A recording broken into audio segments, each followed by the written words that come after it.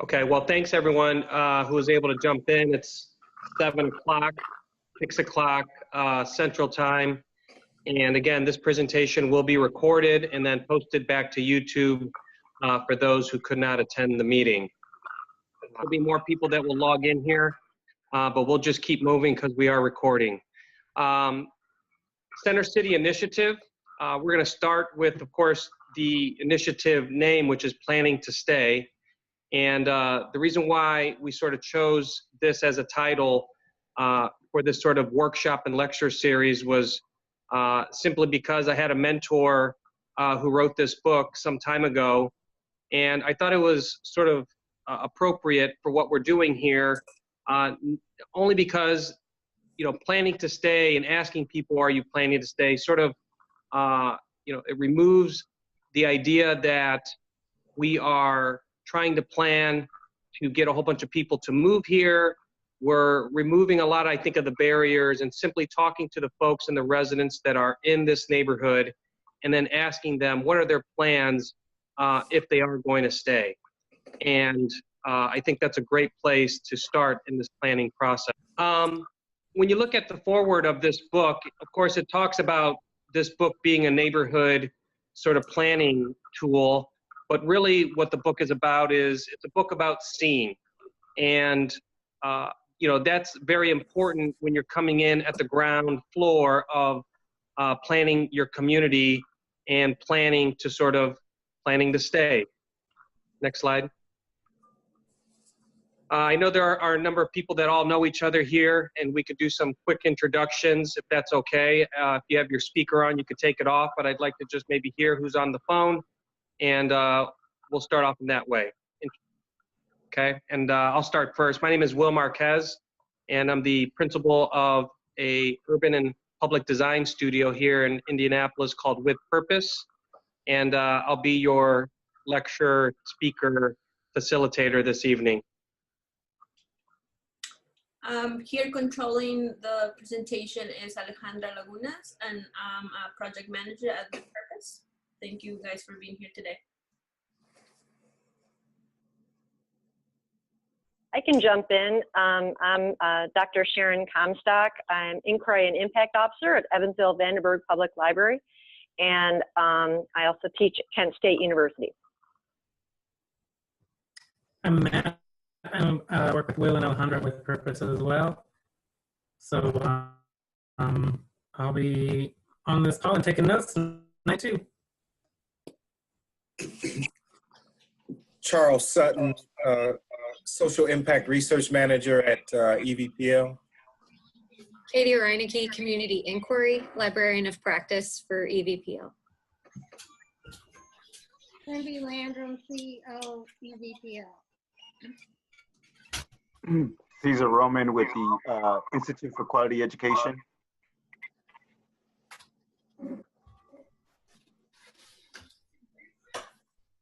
Is that everyone? Yeah, next slide.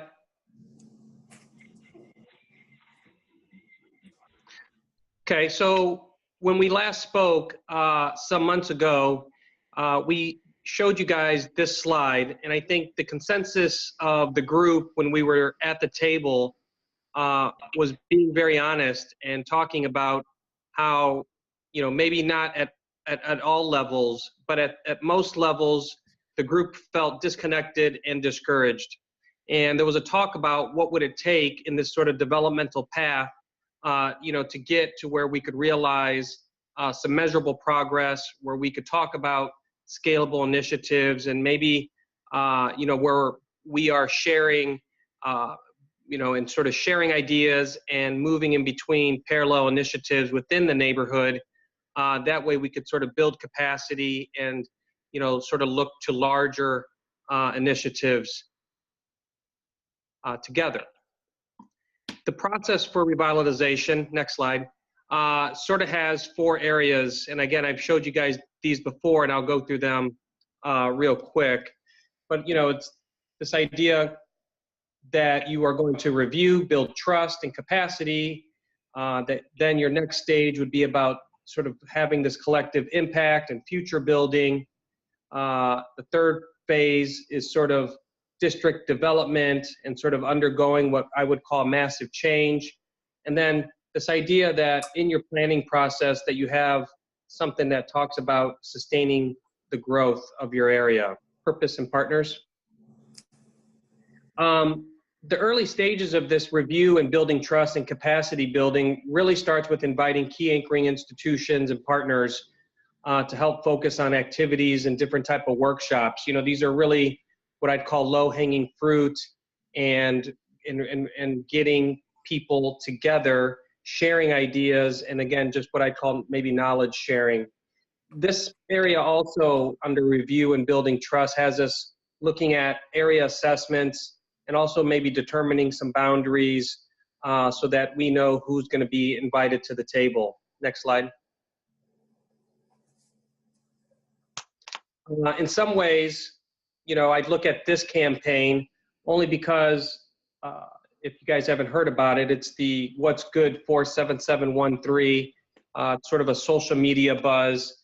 But, you know, part of building trust isn't starting new things, but it's maybe about logging on and building, again, around parallel initiatives where we could have easy victories and where we could promote and, again, teach ourselves in this planning process about what it takes to see things the right way. And then in this one, in this sort of campaign by Tishka Smith, you know, a local artist out of Philadelphia and someone who the library has invited to a year of hip hop and to the Evansville community. You know, she was working with local youth and working with the local community, again, to help them see maybe things that otherwise, you know, they have stopped looking for, you know, in their day-to-day. Next slide. So these are the type of partnerships that we're talking about.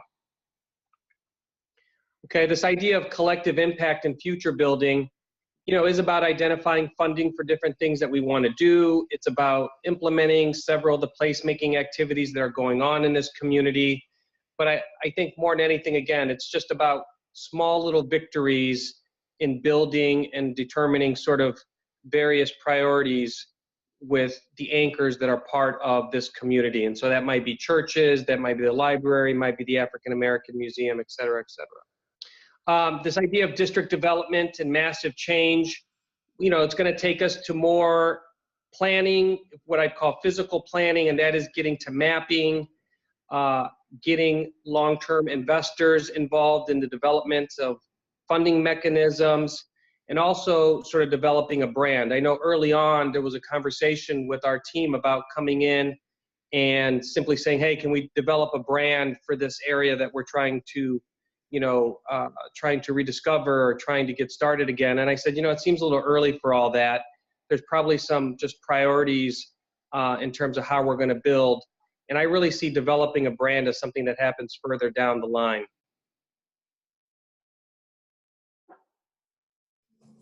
And then finally, sustained growth. And this is where we're using major dollars that the city has to offer, things like TIF, block grants. You know, once we get into those things, then, you know, we're into an area of sustained growth where, you know, we're using federal funding to knock off capital projects that the city and that the area wants to see completed. Okay, so when we look at a map here, it's really easy to see that, you know, the area just north of TP Park is the area that we've been asked to look at. And it's sort of, you know, in a strange, what I'd call knuckle, only because there's a shift in the grid when you look at where the downtown area is and, you know, where this Belmead and Bayard Park area is, in Old Erie, in Old Town and Baptist Town area. Okay, when you look at maybe overlaying some of the information from the city, you could see that, you know, there's some major infrastructure that's going to go into Walnut Street, okay? And those infrastructure changes are going to be about road diets. It's about safety, slowing down traffic. It's also about bringing bike and what I'd call, you know, physical and soft infrastructure amenities back into the neighborhood to help spur community growth, to help get kids, you know, to and from downtown safely, and also to get them to resources downtown safely. And that's going to be happening. You could see here, October of 2020, it's already 2019. And I know that there's already been meetings and so on. So, these are the types of projects and the type of information that will be going into, this process and into this booklet. Again, you can see here the Walnut Improvement Project, and they highlight here and talk about this idea of rehabilitation of pavement and curbs, et cetera, and getting in a multi-use trail. I think Charles talked about this earlier, especially when we talk about the TP Park community, the Arts District. You could see that the Arts District, as a district, meaning as a cultural district in the city, takes up a lot of area. And I just think that when that Arts District started, we started looking at the communities like Goosetown, Culver, we wanted, again, a measurable amount that we could quantify and have some results that we could showcase. I think that's why the Arts District is so big in this way. TP Park sort of butts up against that, but I think, like what Charles was saying, they both share something in common, and that is the sort of 47713 area code. And we look at the third part there. Again, that's the sort of Old Erie, Old Town, Baptist Town. It's where Memorial Place apartments are, Lincoln School. What I'd call, again, an area that has has undergone a lot of transformational change, and we'll look at some maps here shortly about that. But one of the things that is very clear on this is that it has three major arterials that move into the city from 41, and that's Lincoln, Walnut, and Washington Street. Washington bringing you directly to the heart of the Arts District in some ways, Lincoln Avenue, taking you through the center of, what would be considered Baptist Town, or, adjacent to the cultural amenities like the African American Museum, and of course Walnut Street to the north, which takes you right into the center of the city, adjacent to the library and some of the other convention centers, et cetera, et cetera. All these things are good things when it comes to not just talking about ways that the neighborhood is going to change, but it's also about these sort of urban design elements that I'm talking about here. This idea of density. How are we making decisions about land use and floor area ratios, aesthetics, traffic safety, connectivity, public parks. These are all things that the area that I just finished highlighting, they have. And these soft infrastructure changes are going to do a lot to not just connect them, but to make bigger transformational change. For example, if you just look at these three things, between Belmead Park, the sort of water park, the Boys and Girls Club, the school, the museum, this idea of facilities and recreational facilities, that's present. This idea of having parks and public places, that's present. And then once Walnut Street gets completed, this idea of talking about pedestrians, bike amenities is also going to be present, okay? It's important that, we begin talking about what those elements are going to be, where they're going to be, and when they're going to arrive. Okay, on the other hand, with new apartments coming in, new single-family housing wanting to be back into the area, then we're talking about ideas about density. Is there a certain look, a certain color of housing, or are we all going to have white picket fence? Is the mailbox going to be on the house, or is it going to be at the curb? These are the things that we start to talk about, or that's getting talked about, once people get into looking at these new forms of infrastructure that come into their communities. And then the third thing, when we talk about these sense of, these sort of state of place and these infrastructure changes, is personal safety, traffic safety. By putting this road diet, it's hoping, it's sort of anticipating that the traffic in the area is going to slow down, and that it's going to be a safer place for kids to walk and for maybe local seniors to move up and down on, et cetera, et cetera. Okay. Also out of that book, Planning to Stay, this is an important piece here. It's not, again, this process is not only to learn more about where we live and where people live, but it's how to shape it for the better and how to sustain it for the long term. That's why folks do neighborhood plans. It's really about that. And you could see here in this photo, 1937, Federal Housing Project, which was Lincoln Gardens. If you look very hard at the density that's around there, that's not the same as it is today. In fact, it's significantly different. Of course, you guys can identify the school. You can identify maybe where the market is now. That was way more dense. You could see the amount of housing that is no longer there. But again, just in and around Canal Gardens, it has undergone massive change. If you go there today and you take a look, of course, I think to the far left, I think that's now new apartment housing, okay? And it's not high density, it's only 3 floors. But you can see, again, the African American Museum. You could see the sort of market and, again, some of the land use around that has, significantly changed the physical landscape of this community. And so, looking at a comprehensive plan makes sense right now, because I think what we're talking about is a community that is in search of a center, okay? And not only that, it's really about, again, how are we going to sustain and how are we going to talk about development and change in the near future for this community.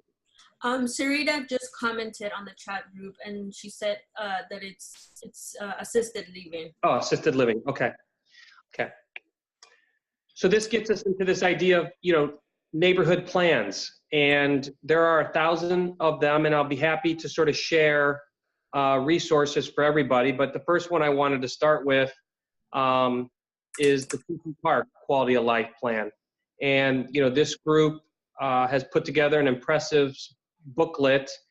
And in this Facebook post that I was sort of trolling, you could see where Community One was talking about that they've accomplished some 46 of 90 quality of life plan goals, et cetera, that are either in process or currently underway. And, one of the things that I liked about their planning process, or at least taking a look at their strategies, is that they were modest strategies. This was not about, having thousands of homes built. This was not about, putting in a luxury condominium and changing the community in this way. They were pretty modest. They said priority number 1, promoting the neighborhood and the community. And their strategy for doing that was very simple: develop neighborhood leaders, right? And so they break down here in a very simple way, here's how we're going to do this.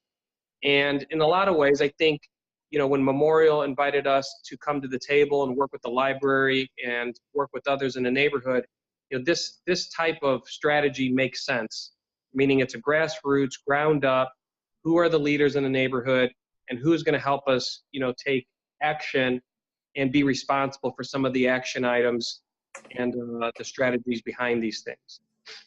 I think part of this is also about going around and seeing what your assets are and being very clear and intentional about talking about what those things are, and not just things in your own neighborhood, but you could see from this map that this neighborhood is also fed by the assets and by the anchoring institutions that are outside this neighborhood. And they are making it very clear in this map, which again, they have on their community neighborhood plan, okay? Now there's of course more to these neighborhood plans, but I'm just giving everyone just a few examples. For example, this was one that we did in New Albany, Indiana, and you could see that, they were curious about changing policy and changing plans at the city level to talk about dark zones.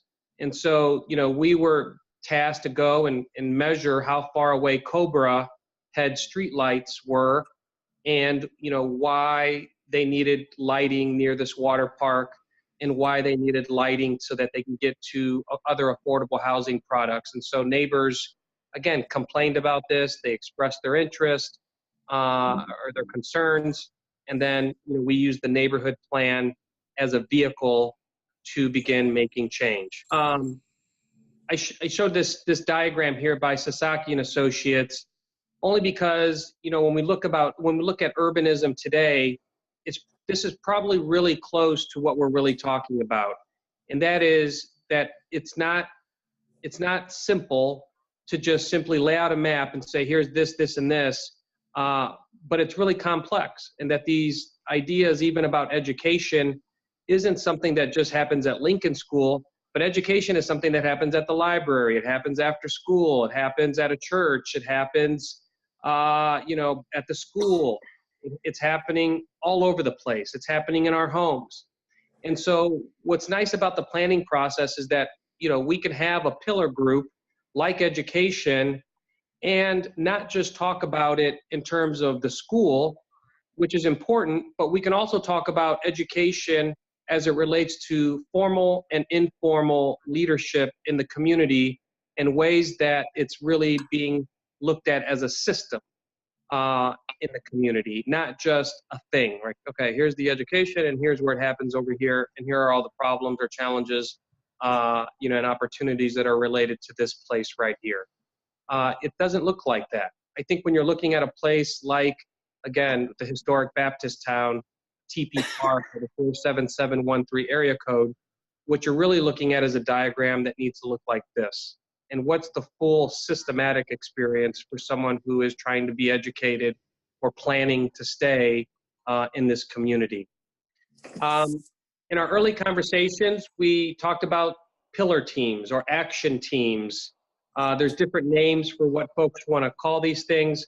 Only because my background's in architecture, I figured I'd use these great, simple Doric and Corinthian columns to sort of talk about pillars and why they're important to this process. And I will just talk about education only because I know there's some folks here on the phone that are sort of interested in that, and I think also have a good opportunity to meet and get the ball rolling in this community around issues in education.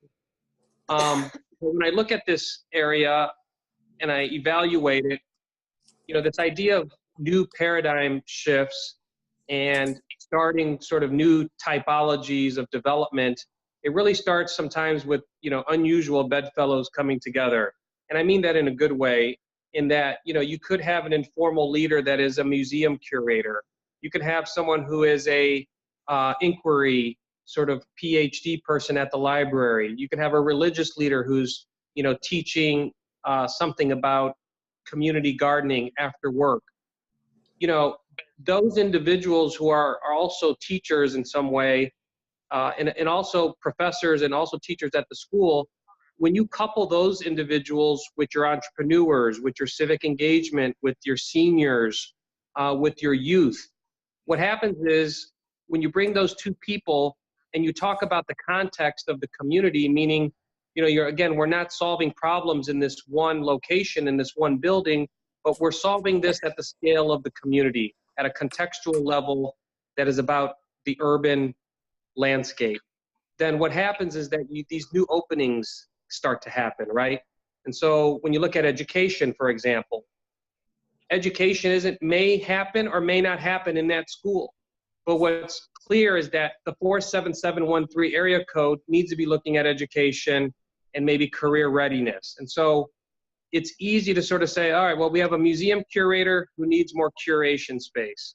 We have a young person who needs additional skills. And we have a school who is looking to get, maybe is trying to retool itself into offering new education programming, maybe as a magnet or as an innovation school. So how do those things come together? You can only sort of look at those things maybe when you're also looking at the fact that there's a Courier Press building that could host maybe some of these career readiness programs. And so, these are the types of conversations that happen when you bring, again, what I'd say unusual, formal and informal educators from the community to the table. I'll give you a good example. This is the Boys and Girls Clubs, and I'm only bringing them up because we've had 2 opportunities to work with them in a way where they're curious about workforce development. Okay, they're curious because they have, all Boys and Girls Clubs, of course, have art spaces. But what's happening is that those spaces in the Boys and Girls Clubs from yesteryear, you know, where you and I and maybe our parents remember spending their time, is not viable for youth today. Okay, so what you're looking at in this image is a small little CNC router called a Carvey, and it's a new type of tool where you can connect it to your computer, and you can begin making and creating some very cool things that are around clean manufacturing. It's about skilling youth up, and it's about them sort of having control of the former art room in this very creative way. And we're going to show a small video here, and you can see how these partnerships work.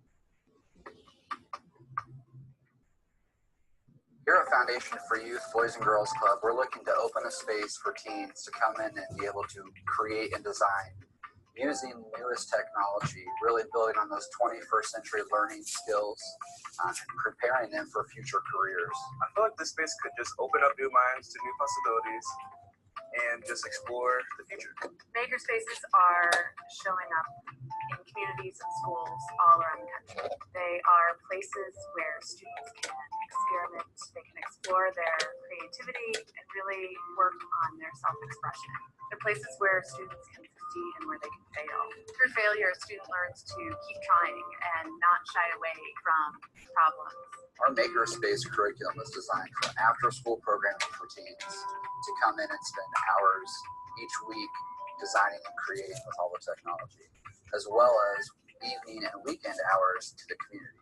We really hope to engage as many as we can through this project. The curriculum is designed around Columbus's architecture and design. There's a lot of examples in the community that will help with the learning, and part of the curriculum involves going out to the community and really being exposed to that as well as in the Makerspace. With the creative design, I feel like it would attract more teens to the way it looks, just to kind of check it out and see what's in there.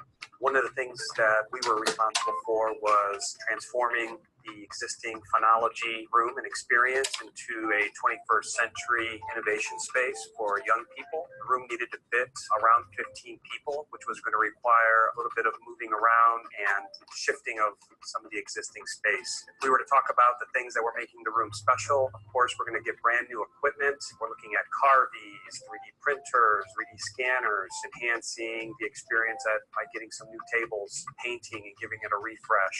Honestly, anything can happen. We can make things from fidget spinners to cars to just robots in general. We're not trying to take the fun out of the phonology room. I think what we are trying to do is ensure that students have the most up-to-date and transferable types of tools and skills that they're going to need to be successful.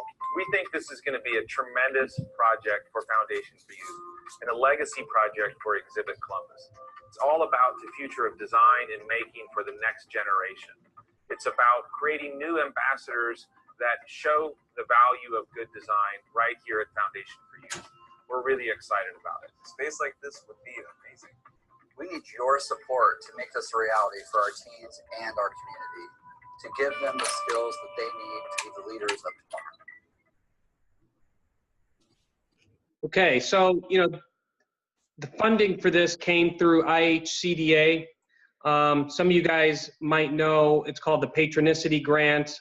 Amy Word and her bus, it was sort of a bus that was moving between the cultural districts that was funded with this grant. And this Maker Studio out of Columbus, again, was a partnership between the Boys and Girls Club, Foundation for Youth, and again, funding was a one-to-one match through this IHCDA program. And again, the community and the Boys and Girls Club was very honest in saying, and very intentional in saying, hey, we need to solve this problem with local youth and teens. Here's how we're going to do it. They went and looked after a grant. They went after it. They got some project partners through the community. And, here it is. We're talking about a Maker Studio at one of our Boys and Girls Clubs. When I attended the recent Boys and Girls Club sort of fundraiser there in Evansville, I got in touch with Ron Ryan, and when he was at the podium, he talked about going on a capital campaign around sort of skills development around for youth. Again, we're talking about another level of education, doing either formal or informal training. And again, an opportunity, I think, for the education group to come together around some real action items that could help maybe move the needle for this community. Another example of this, and again, I'll just bring this up, this is the Design Bank. This is a project, sort of a pilot project in the northeast side of Indianapolis. It was an abandoned bank that was owned by a CDC that had additional properties. So they worked with us, and we opened up a community maker space because we recognized, again, that there was youth in the neighborhood and creative talent that needed a place to go. And we transformed the space, again, along with project partners. People came in, helped us build platforms, helped us paint. People brought people, we brought other people. We hosted, you can see the 2 teller windows, but we hosted big community events where we had important conversations. Sometimes it was about race, sometimes it was about architecture and design. But again, what I think that we learned out of this is that people want to be connected. There's a lot of empty buildings. And I think that when we looked at, our contribution, it was really about, again, this was a project by Trayshawn, but Trayshawn was at school learning about concentric circles. He was also interested in sort of this anime, Japanese anime, and the swords and knives that you make. And so we were using concentric circles and sort of the knowledge that he was learning at school, and then figuring out how those items help him make the things that he's interested in. So it's not just him reading a book about this sort of, I don't say tools or whatever they get from these Japanese anime, but it was really about, making that full experience for Trayshawn so that, what he's learning at school made sense and it connected to something that he cared about. It was also, this is Martravius here off to the side, but Martravius was in the robotics club. When he was done with robotics club, he'd come to the Design Bank and he was training other people in his neighborhood on how to use these machines. So, again, there was a systematic approach to a space like this where people were training people, youth were coming from after school, and that, again, there was something there, even as a pilot program, that was worth investing in. Okay, so another angle on this is culture. Another pillar group that we're encouraging would grow out of this process. And again, this culture group, of course, is about physical planning. It is about connecting, again, places like the African American Museum, to natural areas. It's about connecting to other urban districts. And again, it's about user experience. All these things speak to culture. When we think about the road diet that's coming in on Walnut Street, it'd be great to have plaques and information about the history of Baptist-Town that are intentionally put at bus stops or along the streetscape. That way people know that they're in somewhere or they're on their way to somewhere special. And it helps reinforce the brand and the identity of the neighborhood. And not only that, one of the things that I think the area has going for is that it's a real cultural area. And what I don't mean that to say that the other ones are not as cultural, but what I mean by that is that there is a deep, there's a deep history here that if there's a museum, that there has to be an economic value in this sort of cultural district to grow into something really special. And something that is going to be a destination to bring people to this community. And so in that way, I think, wow, how do we talk more about that? Again, many of you may or may not have heard Ashley, the director there at the museum. She was on WNIN not too long ago, but at the end of her talk on the radio, she talked about a campaign, a capital campaign, because they need curation space. They need more space to do the things that they need to do. Well, that's part of this economic, sort of approach and cultural approach to starting and finishing out this booklet, or, being part of this process. And again, it's also about finding these, what I'd call cultural parallels other groups doing other things, and how do we, again, include those things into into the items that, and into the programs that we're looking to do culturally. I think we can also look to other areas, what's it take to transform or to get murals. This is all part, again, of what I'd call building the cultural narrative and building the cultural identity of a place. And, why are those things important? Because it brings people to those places. It helps us tell our story. This was a mural that was done by a Brazilian artist where he invited the community to bring in different fabrics, maybe from their grandmother. So he was taking sort of these cultural artifacts, bringing them in, and then he scanned all those handkerchiefs and, maybe someone who remembered their father by a shirt that they were wearing. And he scanned all those items and artifacts from the community and then developed a mural. And then the final one here, just as a, just as we sort of come out, is this idea of housing. And again, there's a lot of buildings and there's a lot of infrastructure in 47713. This is an example of what I'd call private-public partnerships where the community stepped in, insisted that some things happened, and of course, the development and the community and the city all came together to make sure that those things happened. This was an old candy factory. The community wanted to make sure that it was preserved and that there were elements of this that also invited public art to happen. So the exchange was that the community wanted public art and they wanted a portion of the building to be preserved. And then when our office came in to design that, we wanted to make sure that there was a nod to the future. And we were able to secure Kresge dollars in the tune of $70,000 to $80,000 to ensure that we hired a local Black artist and that the architecture and that the art were integrated in a way where it wasn't sort of an afterthought like, oh, now here we have public housing, let's do some public art. No, we brought the two ideas together from the beginning because we knew that that's what the community wanted. And it's easier to make decisions together and the plan for these things. And you could see the beauty of what happens when you bring art and architecture together, that the building could both be serve as a billboard and as a gallery space and as something very historic and very integrated. And again, this was a total victory both for the developer who continues to do work in this community and the neighborhood who, can now boast that, they have the largest, basically public art on 38th Street here in Indianapolis. Those types of projects are happening in Evansville. I think what needs to happen is that we need to be intentional about, again, putting these things into a booklet, putting these things into a deliverable where we can start demanding and sort of taking an early approach to making sure that they happen. Okay. As we sort of get to the end, it's about 7:43.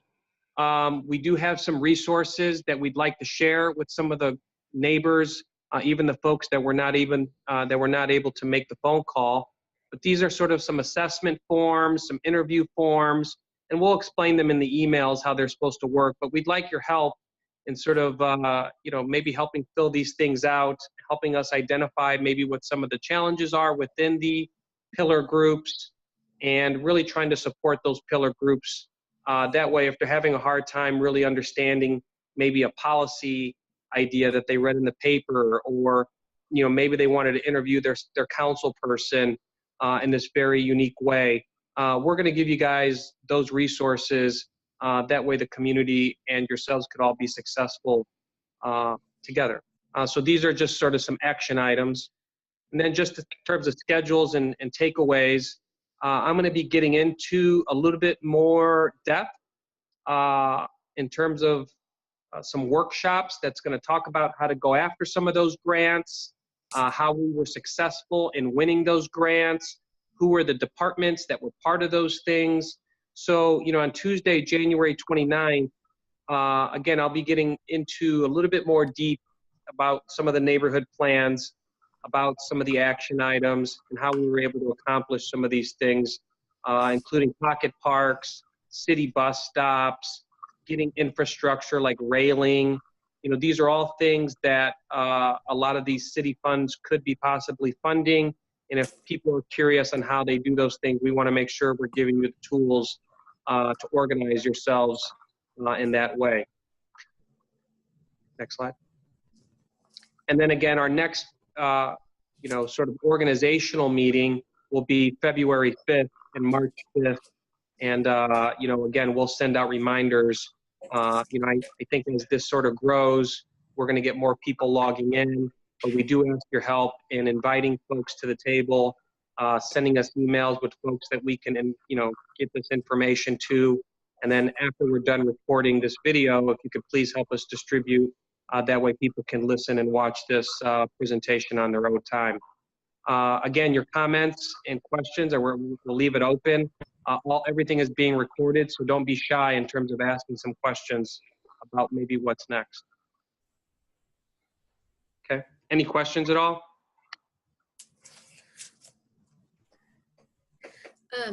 Just to clarify, Will, the dates on the previous one are for the placemaking workshops and the ones on the present? There are organizational meetings, which will be on a Tuesday at the beginning of every month. That's like February 5th, March 5th. And then the workshops will be at the end of the month. And I think we're also doing one on a Saturday where we're going to be doing some future planning through scenario planning. Okay.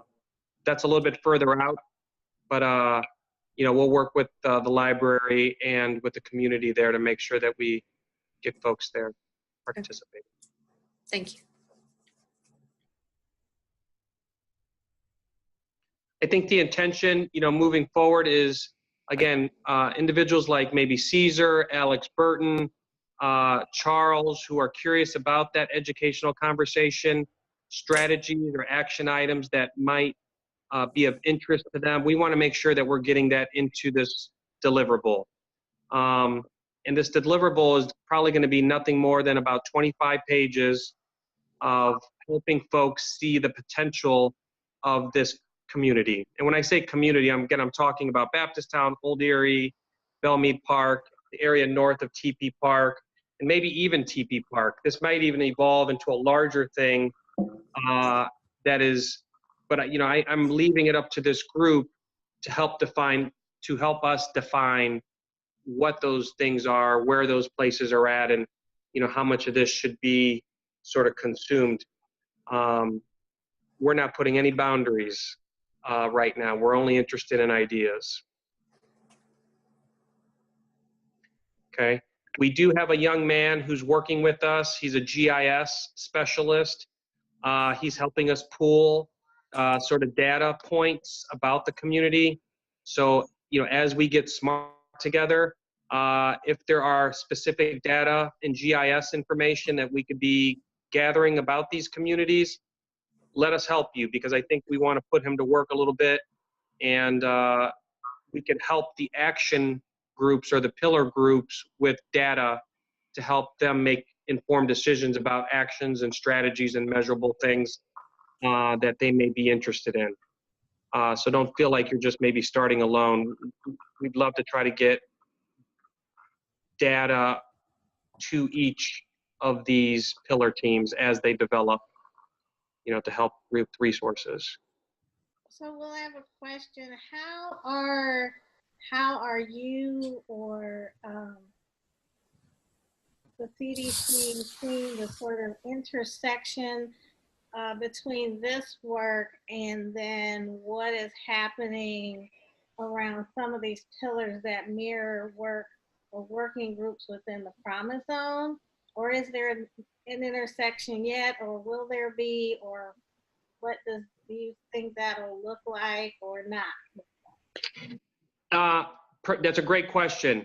Yeah, we're not trying to reinvent these pillar groups. If there are already existing groups that are meeting under the Promise Zone in this community, then we're going to encourage them, to continue to meet. What we want to be is a vehicle to help them write those ideas down in a deliverable about this community. And I don't think that that's a result. I don't think that the Promise Zone is offering that. They might be doing it for the larger Promise Zone, but what we're saying is we want to be very intentional about this community, telling us their needs and wants and letting us work for them to put it into a document and to sort of, again, it could even be what I call a living document, where at the end of it, we'd be happy to hand it off. That way, you know, the action items and everything else can be updated, but we'd love to see those things come together, Cindy. I would like to see some or have some conversations around developing the GIS infrastructure locally. There's been some, at least I've been in some conversations where GIS could potentially be critical in a couple projects that I'm working on. Plus, I think it's a good tool, particularly as we look at this idea of like the spatial analysis and data and presentation merging together to communicate many of these different types of ideas. So to develop that and to begin having that data conversation around a tool such as data like GIS that situates things in place and space, but also has the capability of looking at like census data and other sort of asset-based data even in a presentation sort of format, ideation format. I think it would be helpful for our organizations to have that infrastructure that can be shared not only locally, but globally, really. So I think that's something that we're looking at trying to, at least those are conversations I think I would like to have to sort of get that in with your resource that can help. Yep. We'll be happy to connect you two together and, you know, let's see where that can take us.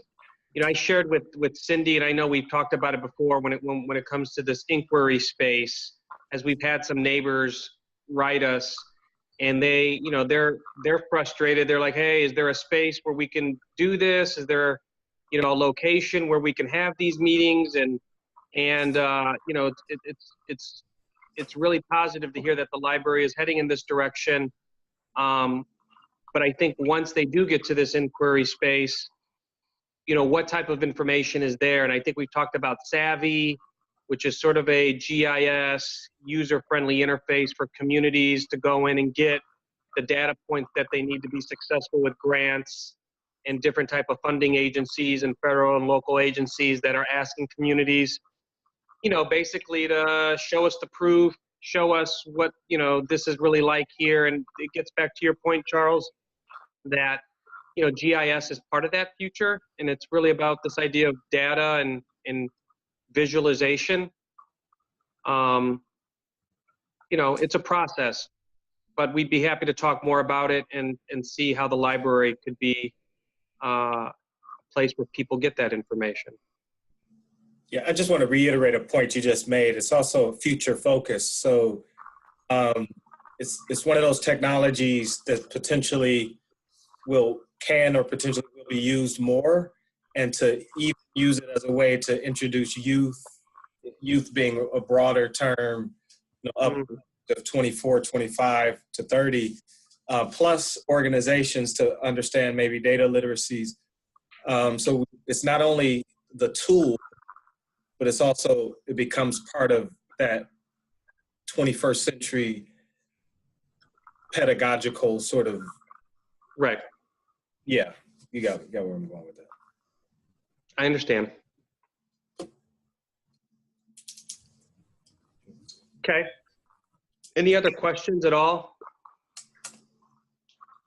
And again, this is pretty complex stuff, I know. But just know, again, our role in this is to create a deliverable that has these pillar group organizations, that has photos that are helping us see the potential of the neighborhood, that has a very clear historic narrative, right? So that we know where we're at, and that there's a clear narrative about the identity of this place. Okay. Yep. Those are all things that when you're developing a neighborhood plan, it's like phase one. Who are you? What's great about where you live? Why are we planning to stay? And what are the elements and parallel initiatives that are taking us to this sustained growth? It has to start that way. There's no going from here to the moon, you know, to building a warship tomorrow. It's like we're starting with, we're building a small boat, and that's how we're going to start. I'm so excited. I mean, you know, I know you gave us some of this ahead of time and we've had conversations, but for me, the key, I love the idea of using inquiry as a design tool, but also an outcome, so that when people think about space and place and design thinking, they're actually applying inquiry as an embedded literacy, as part of that civic engagement in who they are and the spaces they can make. And you're so inspiring. You guys are doing awesome work. Wow. Well, again, you know, I just want to give some credit here to Memorial, who, you know, again, they had it in their mind that they needed to get more people engaged in this and be very intentional about getting out a plan. And happy to be working with this group. Again, I think we want to see more people on the phone and in the action. And we are getting good emails. We are getting folks that are giving us feedback. And I'm happy to have this conversation at least recorded so we can get it to them. And we look forward to the next discussion. So just a quick question. So we can share this, sort of look like I can share this with TP Park Neighborhood Association, just so that they're aware of what's kind of happening in the north.